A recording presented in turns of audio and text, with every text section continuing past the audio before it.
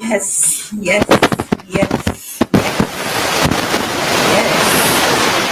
yes,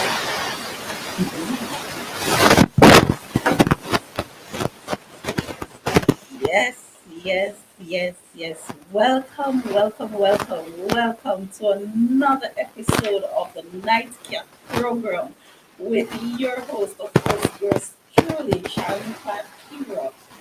Today we're going to be joined by a very special person. She's an educator. She's a mother. Uh, we are going to be discussing the whole recovery mechanism during and after COVID. I'm not even sure if we can say after COVID because we're very much still living with COVID-19. But we're going to be discussing a very, very important topic this afternoon. But before we begin, I want to say thank you for joining me right here on the Design to Inspire. Remember that you can or you should participate by calling 1-876-327-0127 via WhatsApp, or you might share your comments in the chat. When we return with Nadia Jone.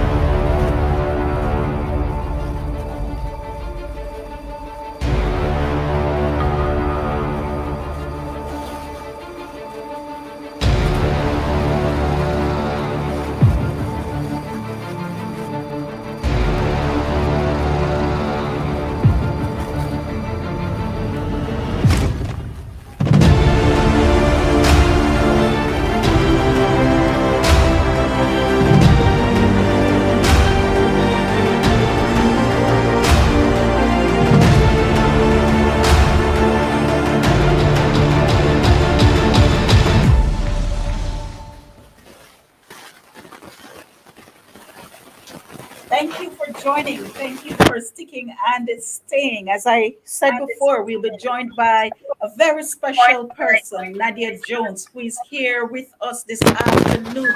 And the topic for this afternoon show is recovering after losing both parents to COVID 19. But just a little introduction from Nadia Jones. Let me allow her to introduce herself. Welcome, Nadia Jones, to the Design to Inspire, the Nightcap Show. It's a pleasure having you here with us today. Can you tell our viewers, our listeners, a little bit about you? Not too much, just a little bit. Oh, good evening, and thank you for having me. Are you hearing me? Yes, clear, clear. We are hearing you clearly. Okay, my name is Nadia Jones. I've been a teacher for 24 years, going on 25. I have a daughter, she's 15. And as you just said, I lost both my parents 11 months apart because Mhm, of COVID. mhm, mhm. But who was Nadia Jones before COVID? Before we get into the COVID part of it, who was Nadia Jones before COVID? Well, I still am. I would assume I'm a food person. I like to go out. I like to eat out. I like to have fun. Um, I usually have a lot of friends that I will hang out with. Not so much anymore. Um, Basically that's it. I love my job, and How long did you say that's you it. have been teaching for? I'm 24, going on 25 years. 25 years, but you don't look a day older than 25. How is that possible? I've normally had a stress-free life. Up to now, my life was basically stress-free. I slept a lot. I do still sleep a lot. And the thing I find fun doing now is sleeping. That way I don't anything but just staying in bed and watching TV. Okay. All right. So we remember COVID, like you more than others, because you have all reason to remember it. But we remember when COVID came and hit us flat on our backs. We were not prepared for it. The world was not prepared for it. I mean, if you had told anyone that all airports, all jobs, all places of entertainment would have been shut down, they would laugh at you hysterically. But COVID came and that's what happened. But many more things happened during that time. When you were first introduced to this COVID-19 virus, what came to thought? What were you thinking? What were your preparation like? Okay, in December, that's before it came to Jamaica. I saw a news article that they were gonna kill 20,000 persons in China. I don't know if you remember that news. They I were gonna remember kill that news article. 20,000 persons and I was so upset. I was like, why kill 20 something thousand persons to save everybody else? And I'm like, no, that's so inhumane. Anyway, I knew it would come to Jamaica. So from then I started buying um what's it called? So alcohol. I bought a machine at court. I started making masks. I learned on YouTube how to make masks. I started making masks. And both my parents were old age, right? In the 80s. So I started making masks for them. I took stuff down for them. I warned them, look here, keep the grill closed. Don't allow anybody to come inside. Speak to persons through the grill. The whole works. I warned them. I did everything I possibly could to prevent this virus from getting to any of us. So And go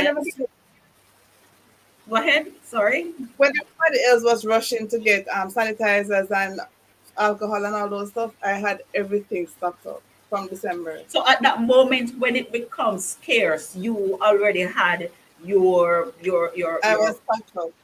Both my okay. parents and myself were fully stocked up. Okay, so you already had your stocks. Where Right. were you? Were you with your parents during the did you shut down with your parents or you were separated from them? I've been on my own for a while, so yes, I've been separated from them.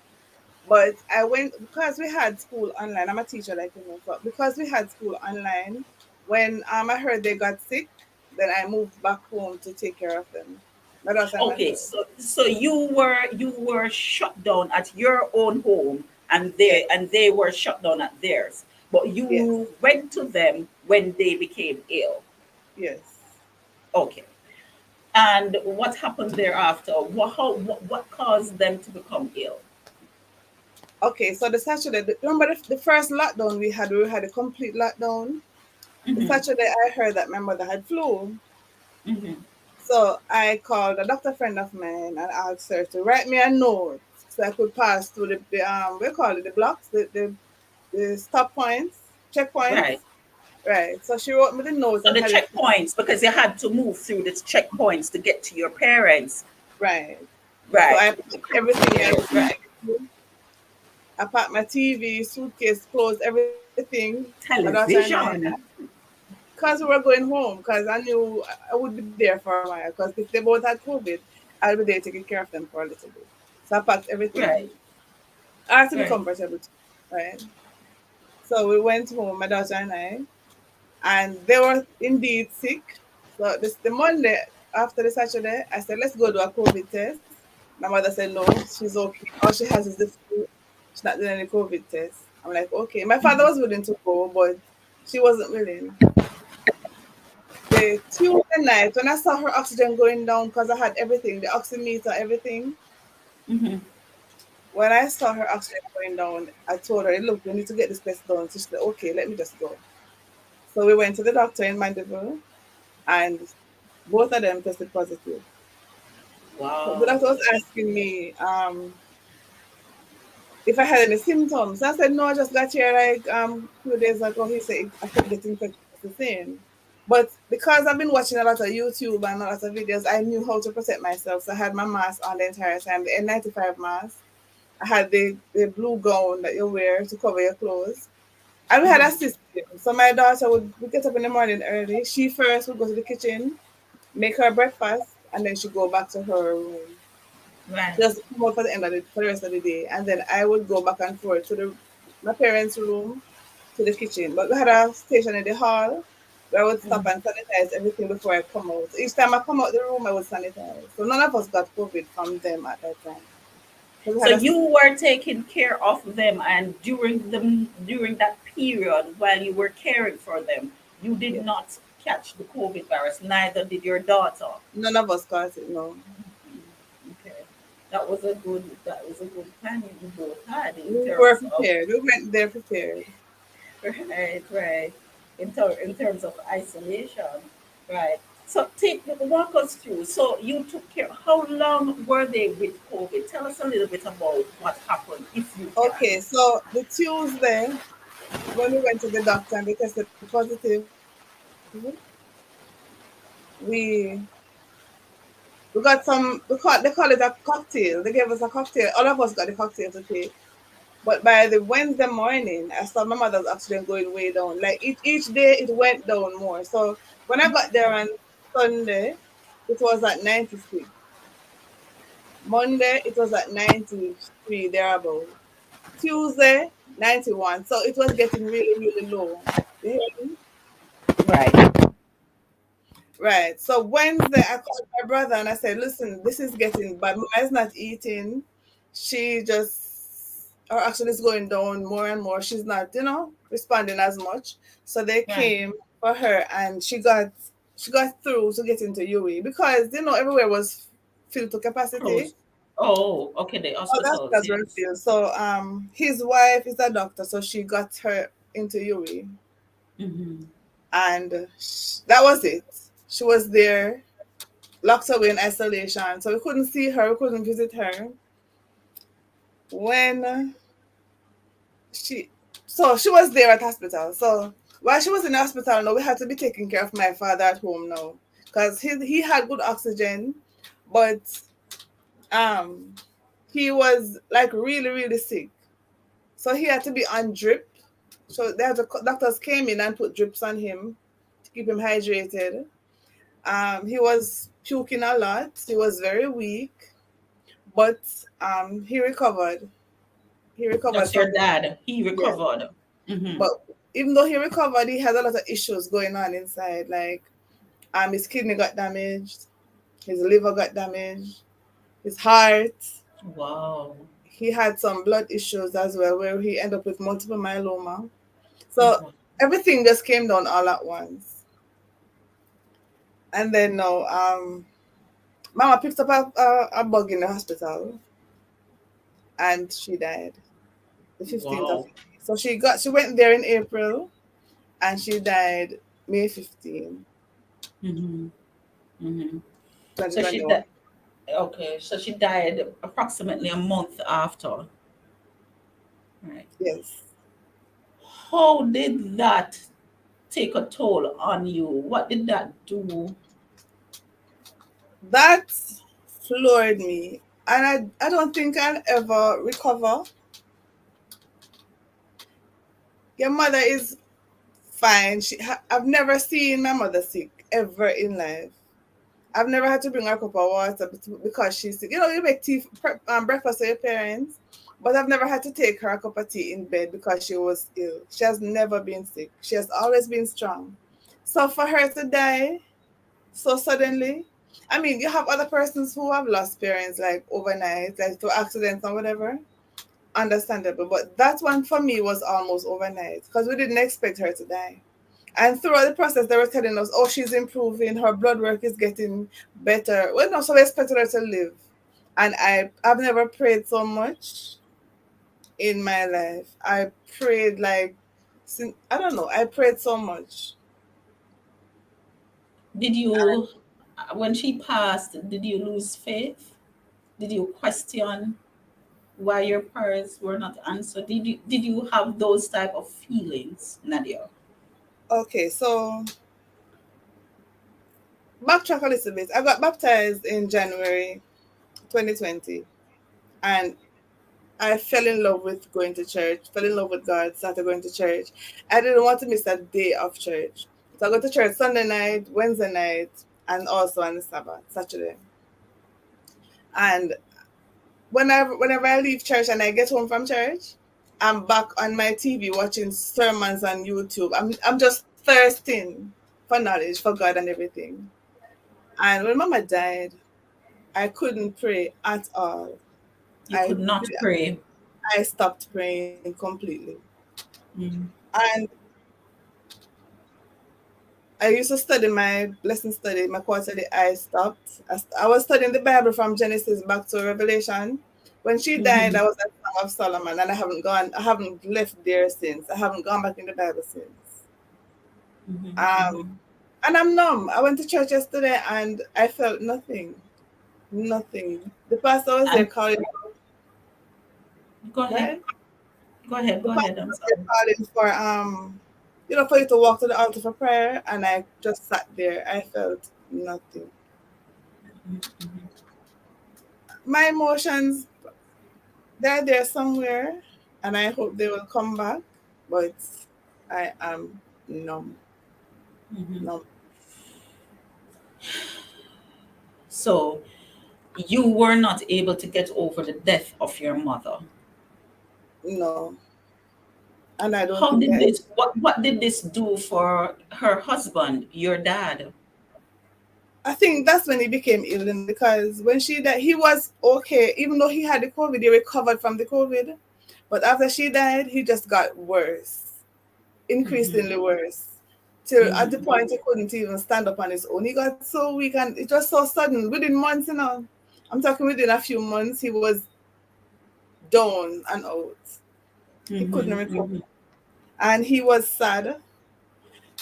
He had this forlorn look on his face, like he was always just looking sad and miserable. And it wasn't a good place for him to be in either. They've been together. Mm-hmm. I was born in wedlock, Right. and I've had sisters who were born long before me, in their Mm-hmm. 50s, and they've been together long before them. So they've been together for a long, long, long time. Right. Right. Right. Tell me a little bit about your dad's journey, though. All right, so I guess he kind of cushioned the blow from Mama, because we had to be taking. I was home basically with him, so I had to be taking care of him. So even though we had classes online, I had to get up early in the mornings to make his breakfast, make him all right before I go to my classes. No, he had stopped walking as much. He wouldn't leave the house anymore. So he was seated on the veranda each day from morning. He would get up, ask for something to eat or drink, and he got his food. But he wasn't going to church anymore either. He still prayed. He prayed every day just the same. He had worship every morning just the same. And even though I went with him to have worship, I wasn't participating as much. I wasn't feeling anything. I wasn't doing anything. I was just there because he wanted to, have his worship. Um, but he had to do X-rays almost every month. Doctors probably twice a week. So that, because we were up and down with him so much, it took away from the depression that I was going through somewhat. Right. Because you were focusing on him. Right. Right. So you kept occupied. You were occupied, and so your mind was not occupied throughout. settled. Right. Hmm. Hmm. Right. So with your dad now, you said that you were torn from trying to get him, but did he get better after getting worse, or was it a downward spiral thereafter? It was a downward spiral. He got progressively worse. In the last part, this year, I think in March, in February this year, he said he wanted to go look at Mama's grave because she's buried on the house at the back of the house. So he went to look at her grave and he fell. So on top of everything he was going through, he fell and he broke a bone in his back, so he got paralyzed. What? So so he couldn't walk. He couldn't do anything for himself. We had to lift him up to take him to the bathroom. The whole works. He just got worse. And he did a surgery in March. The surgery was what, $6 million to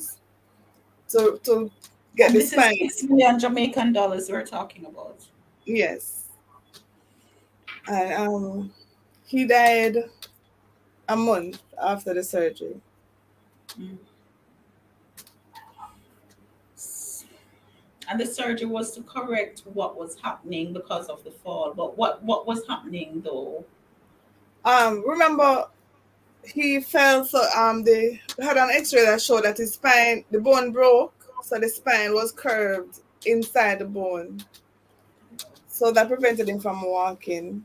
He couldn't move his leg any at all, and they said if the surgery wasn't done, then he would be unable to pass feces, that sort of thing.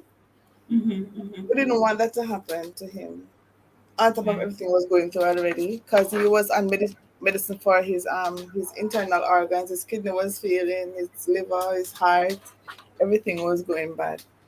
Hmm. So on top of that, we didn't want him to suffer so much, and he was in constant pain, like pain every day, like crying out loud pain. Hmm. Hmm. So he got the surgery done. I I really do not want to make this hard for you to recount, Nadia, because I hear the pain and I do see the pain, and I feel it as well. Just by asking you these questions, I don't want to be insensitive to what you're going through now, just to be repeating it, but it's just to share that, viewers, if you are out there going through similar situation, just know that you're not alone. We're going to talk to Nadia a little bit about how she coped when we return. We will be right back.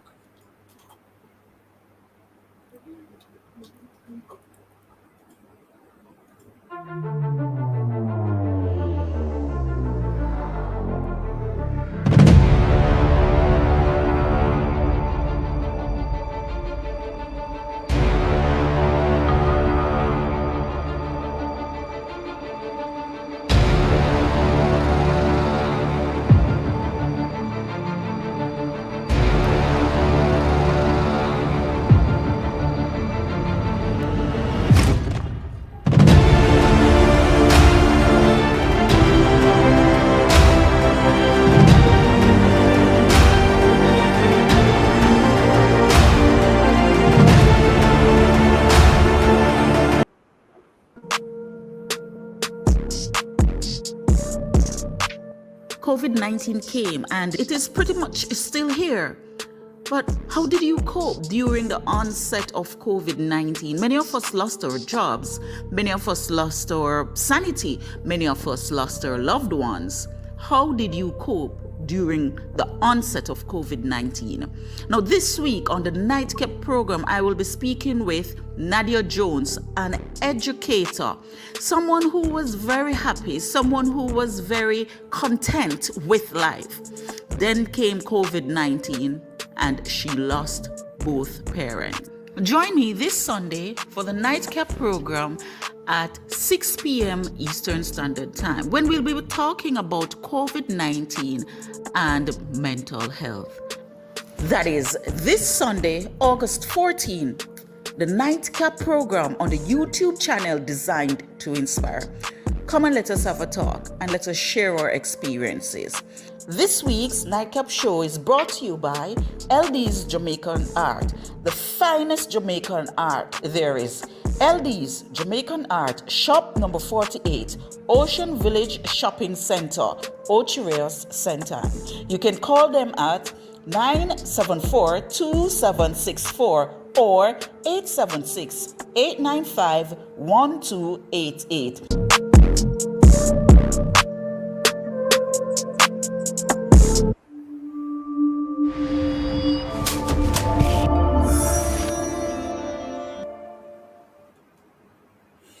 Thank you for sticking and staying with me, viewers. Now we will return to Nadia's story. She lost both parents to COVID-19. She is sharing with us, though it is painful to share. Nonetheless, she's sharing with us her story, how she coped. If you have any words of encouragement, please go ahead, put it in the chat box. Remember, you can call me also via WhatsApp at 1-876-367-0127. Let us together share our experiences. And if we can reach out via call now, you can go do so as well, to give her encouraging words. Now, let us return with the story. Thank you so very much, Nadia Jones, and let us continue. So your father passed, you did the surgery, and the surgery didn't help, and so he passed. No, this is both parents, 11 months apart, you said? Yes, 7 months ago. 11 months apart. How is Nadia at this point? Not this point, after the passing of your dad. Let me give some clarity. After the passing of your dad, how did you really cope, or did you even cope? Um, to be honest, my dad passing wasn't as difficult as my mother's passing. And I guess because he prepared us. He told us like what song he wanted at his funeral. He kept saying he wouldn't um be here for much longer, so we need to prepare ourselves mentally. So even though it was hard to hear, it actually helped us to prepare for him passing. Mhm. So it wasn't as difficult as Mama's passing, Right. but and in some ways, okay, we had expected him to pass. I mean, he's 90. He turned 9. He would have turned 90 this year, and he was getting a little bit slow. So Mama was always strong and vibrant, so we had no idea she would die anytime soon. So her passing compared to his, it's way, way, way, way more difficult. I Mhm. went into a deep state of depression with her, but with Papa, I'm just going. I'm basically numb because I had two family members die since week, and I feel nothing, nothing Right, right, at right. all.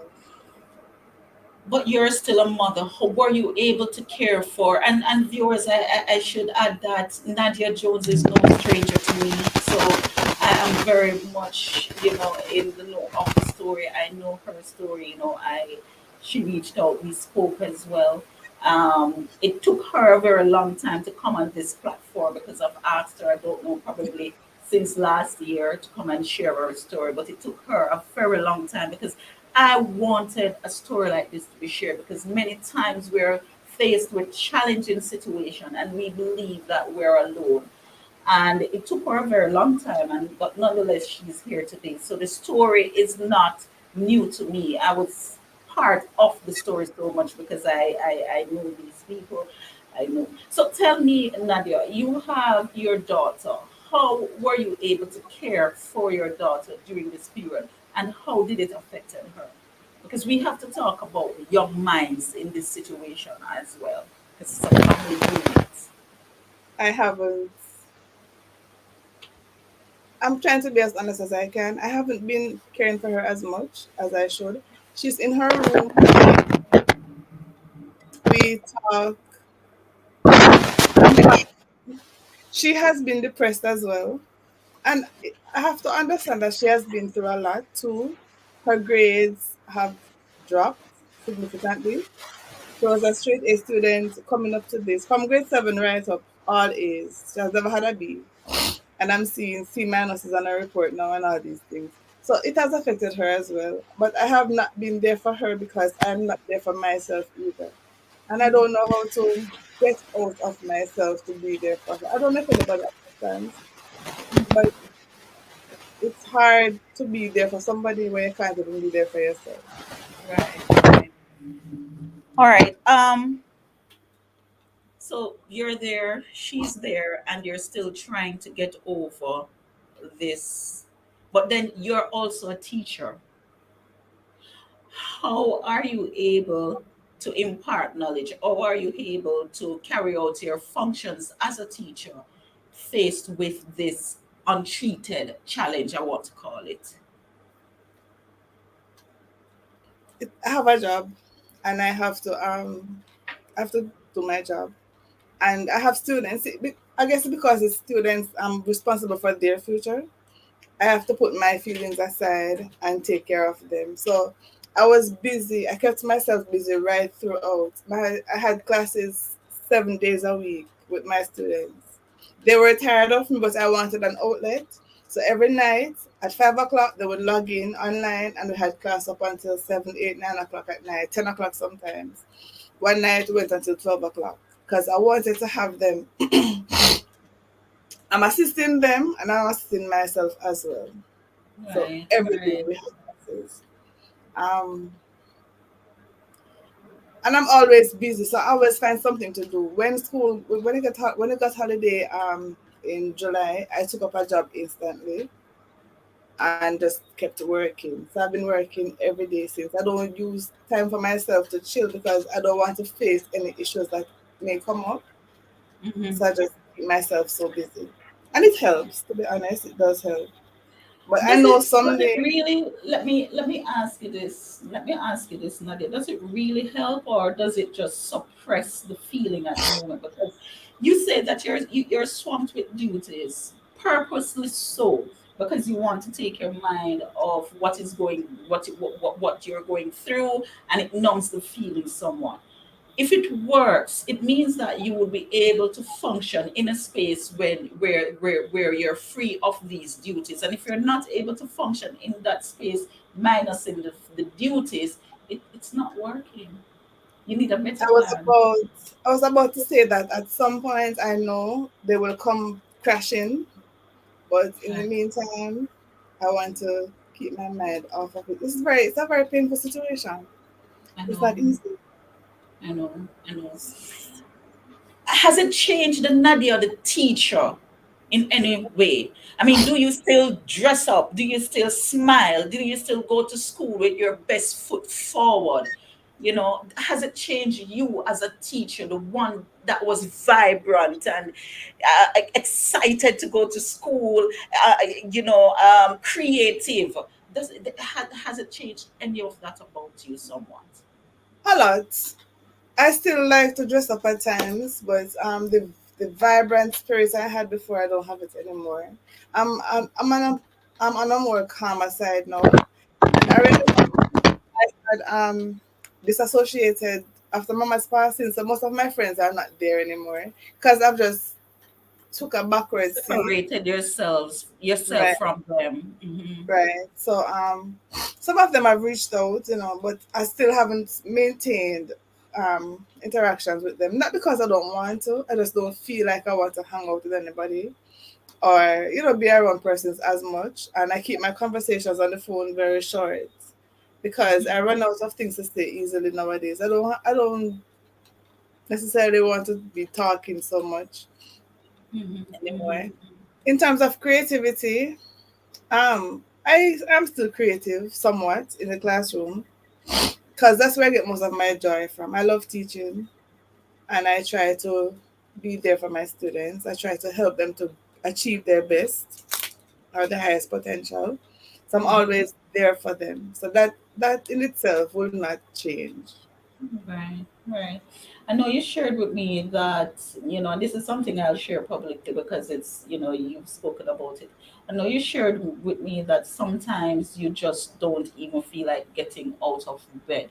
There are days when you just don't feel like getting out of bed. You know, um, you don't know who to talk to. Sometimes when you reach out to talk to someone, it turns out it is something else. You're not interested to talk to people about what you're going through because you don't really feel like anybody truly understand your pain.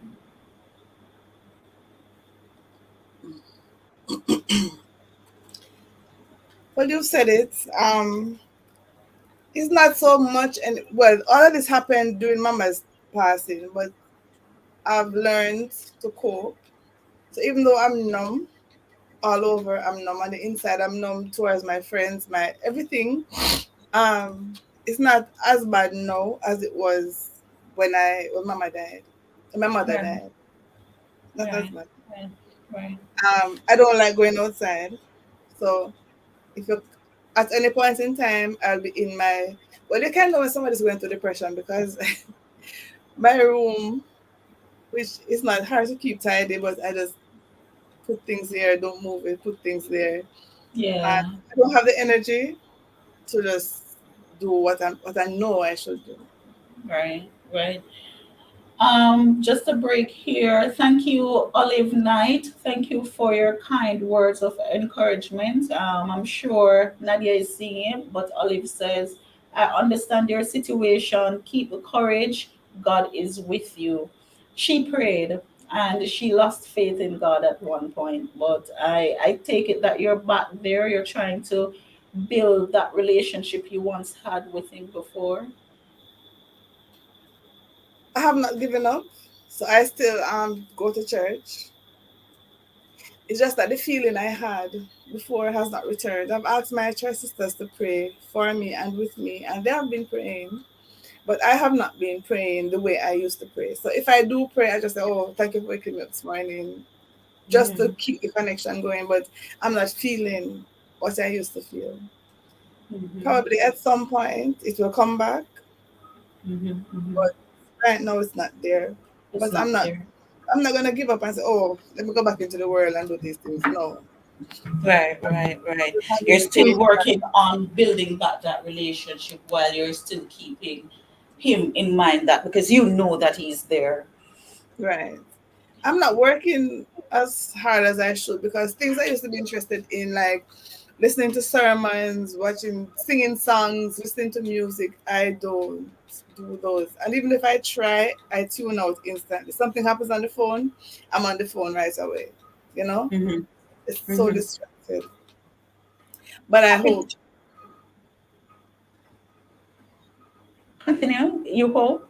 I hope that it will come back. And if we have any prayer warriors here, I'm just asking you guys to just pray me up so that Right. whatever I had before Right, right. can come back. Do remember, viewers, you can call WhatsApp 1-876-367-0127 or share your experience, your opinion in the chat here. Let us work together.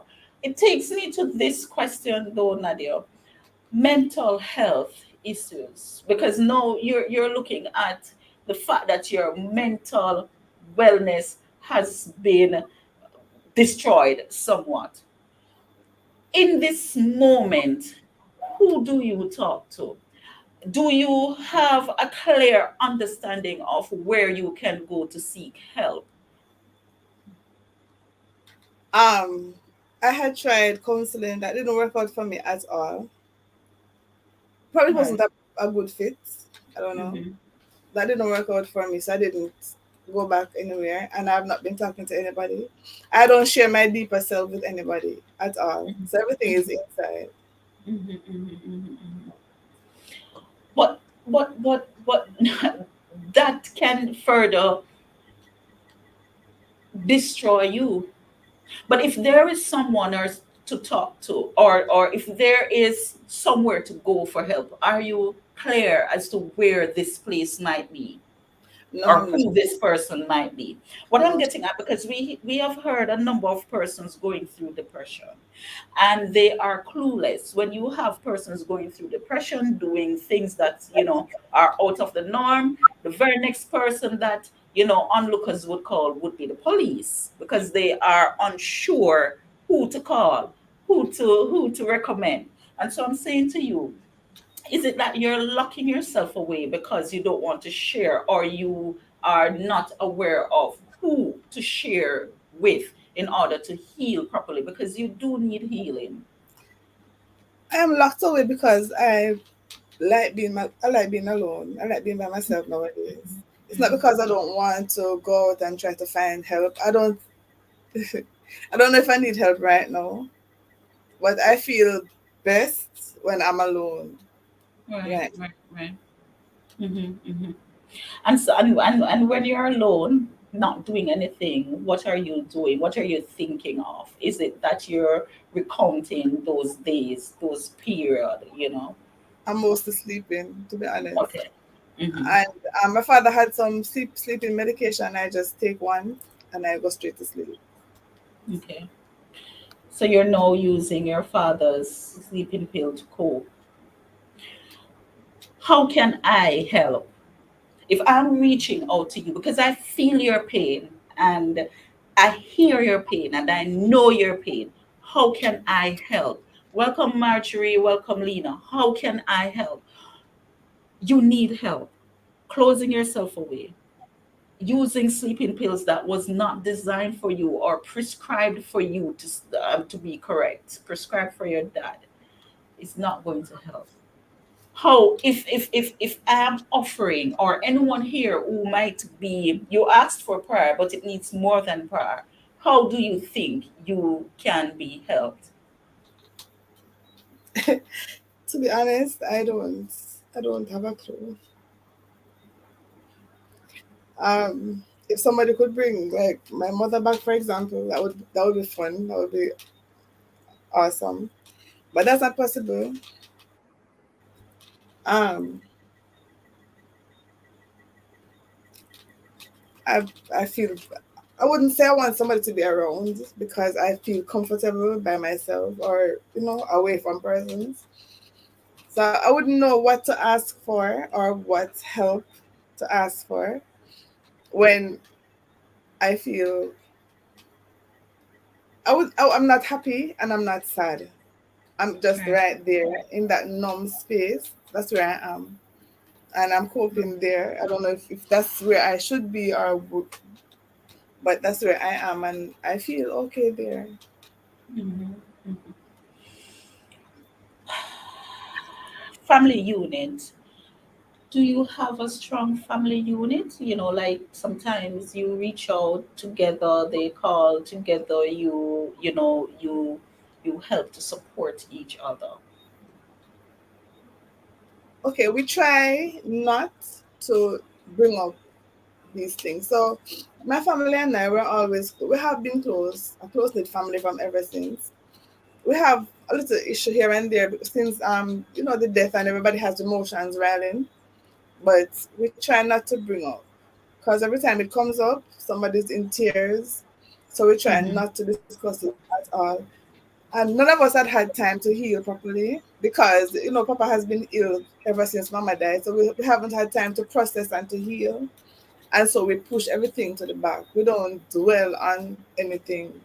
But a time will come when we have to face it. But for right now, It's we are not. still, it is still right. It is still too fresh in the memory.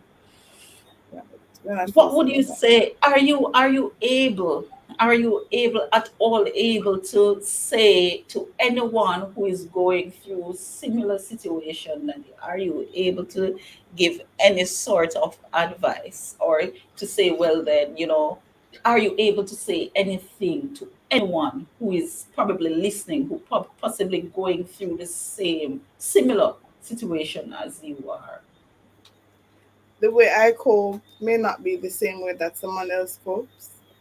Um, I have locked out my friends. I have stopped praying. So I don't know how to encourage anybody. I would say if you have a close circle of friends, then keep them close if they're understanding enough to understand what you're going through and want to be around you in your sad moments. But I wouldn't want to put anybody through being.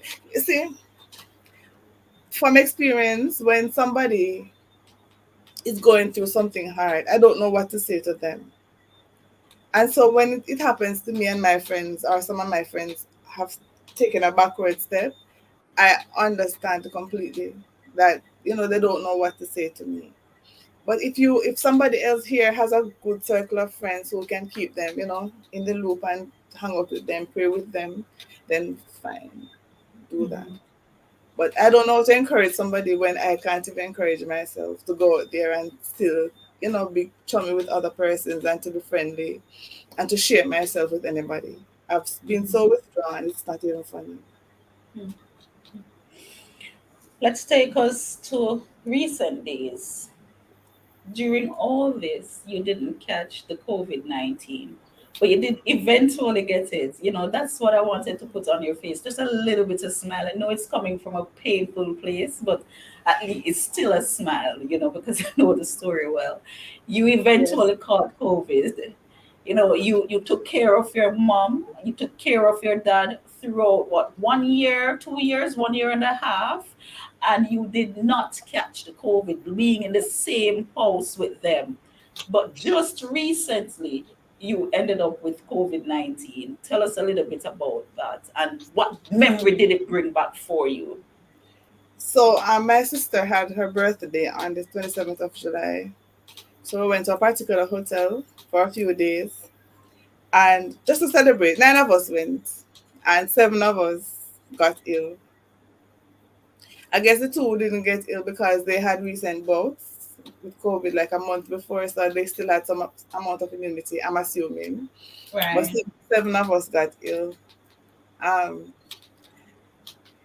it was mild for me, but at the same time, I didn't like it because it was so uncertain. I didn't know what to expect. I didn't know, so I kept checking my oxygen level to see if it would go down because even though I wasn't sick to the point, when person get really sick, I wasn't really sick, Right. but I was anxious for the whole time because I didn't know what's gonna happen next. That's what And then you saw both of your parents and what they went through with it. So that even added to the anxiety. I was very anxious for it. I was very, very anxious. I didn't know, you know, what's gonna happen. Right.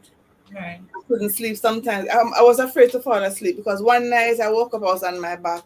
And I remember telling my mother that don't sleep on your back because you need this thing will go to your lungs easily. Sleep on your Right. stomach. So one night I found myself on my back when I woke up and I panicked. So I got up Mhm. and turned on my stomach and ever since then I got afraid to fall asleep because I didn't know what's gonna happen. I didn't like Mhm. I didn't like it. But you are without it now. Yes, I You are tested back with negative it. on Saturday last week. Right, right. Praise be to God for that, Nadia.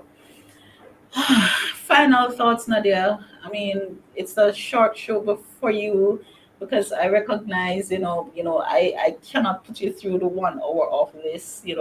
What are your final words if you had to say, you know, um, what type of help you need, how you think you can recover, what type of help we can, assist you with.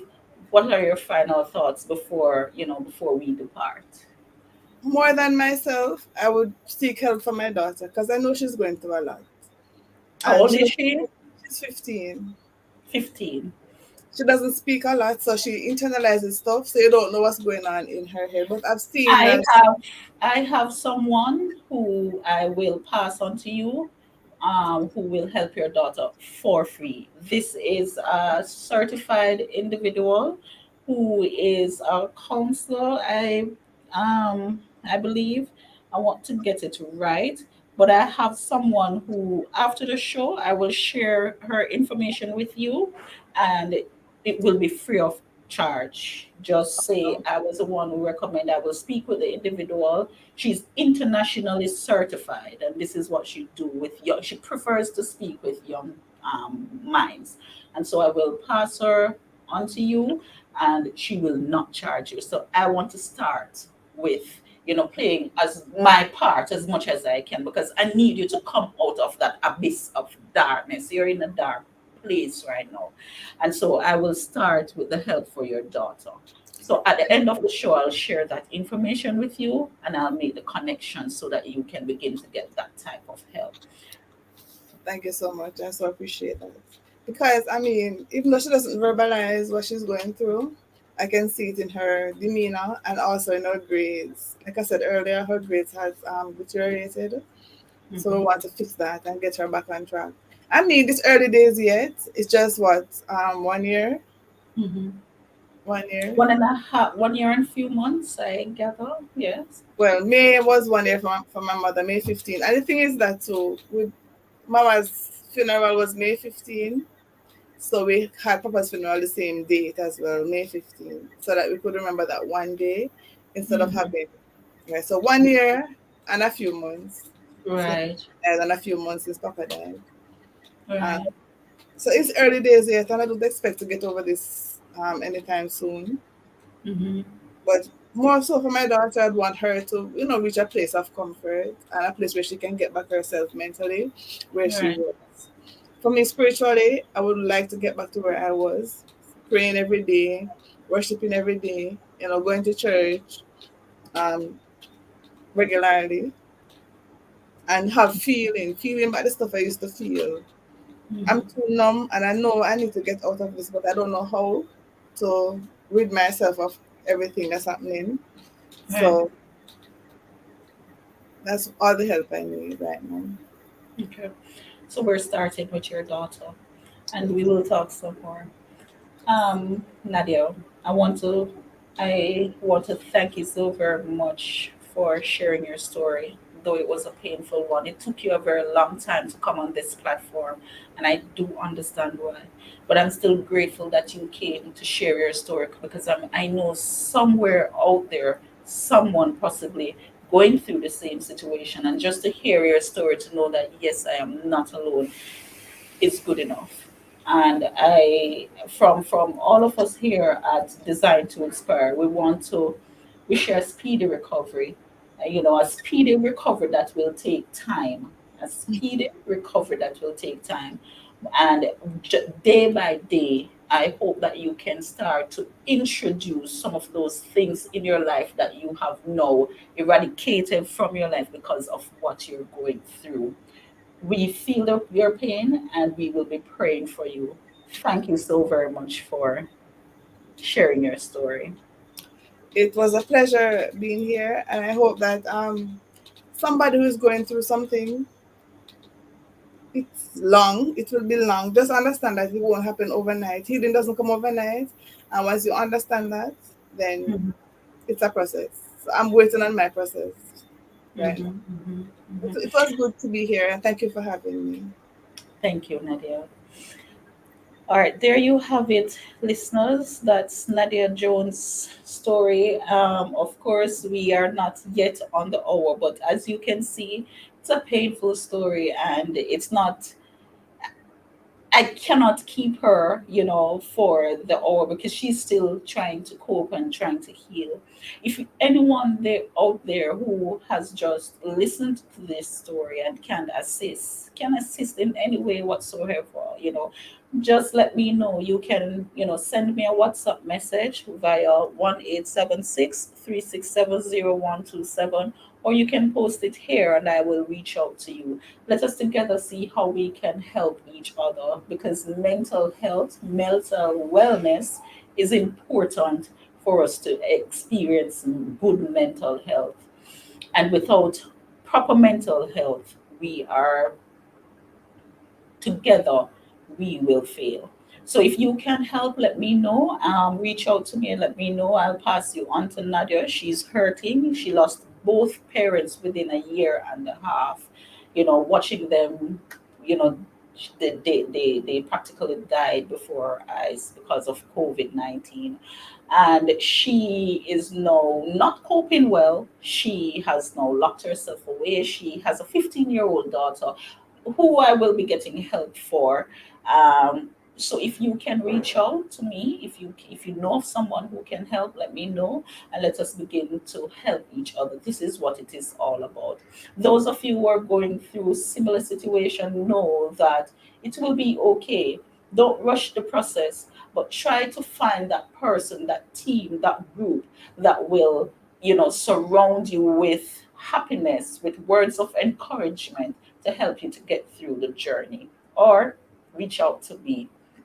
I want to say thank you so very much, viewers, for joining us today on the Design to Inspire channel, listening to Nadia Jones' story on the Nightcap program. Next week, it will be right here again. Until then, please be inspired.